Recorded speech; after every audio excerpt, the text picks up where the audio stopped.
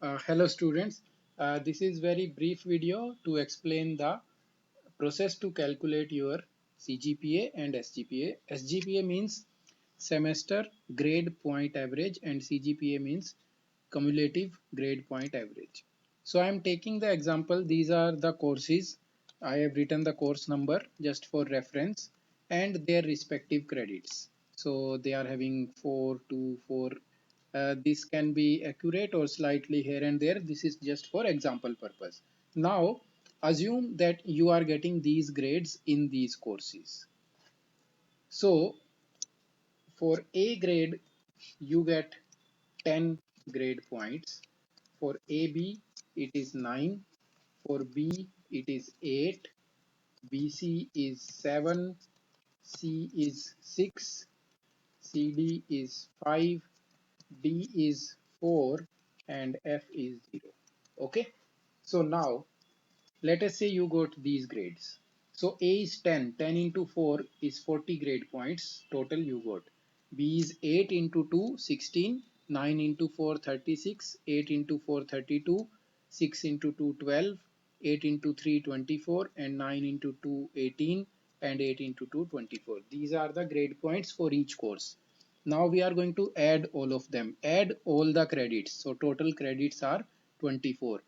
Add all the grade points, so they are 202. So your semester grade point is calculated by dividing your grade points with the total number of credits. So 202 divided by 24, that is your SGPA, semester grade point average. Same thing you can have as CGPA because till now you had only one semester. Now if we come to the second semester, we have some new courses, different number of credits, new grades. So now I again calculate the grade points. They are written like this. So total number of credits in this semester is 22 and I got 170 grade points. So 170 divided by 22, 7.72 is my SGPA for semester number 2. But till semester 2, total number of credits that I have earned. Earning the credit means having known F grade or the courses which you have covered, even with F grade, the registered courses. So 24 plus 22, that is 46. Total number of grade points 202 plus 170, 372. 372 divided by 46, that is your SGPA 8.02.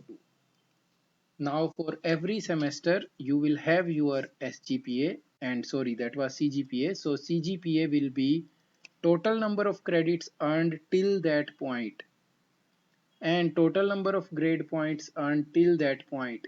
Take the ratio grade points divided by number of credits, that will be your CGPA. So in the third semester, just for an example, if you do 22 more credits, your total credits will be 68. And if you earn, let us say 180 or slightly less, I am taking 110 grade points only. So your CGPA will be, that will be E29 divided by C29. Okay, that will be uh, no, this will be 22 credits. So your CGPA is this SGPA. Okay, for semester 3, this is your SEM 3 SGPA. Okay, how about the CGPA at the end of semester 3? That will be summation of all the grade points. That means 372 plus 110 divided by total number of credits 68.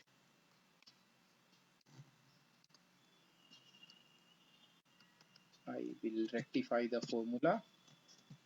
Yes, so 7.08.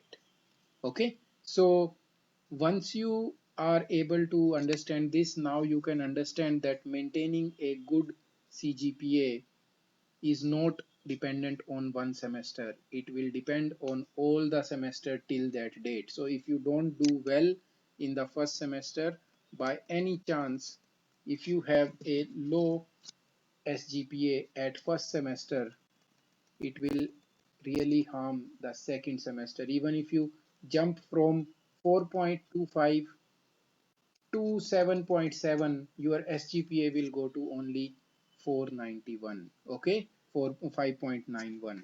So please maintain a good SGPA in every semester in order to get a good CGPA. I hope this tutorial is comprehensive and you are able to understand the process now. Thank you.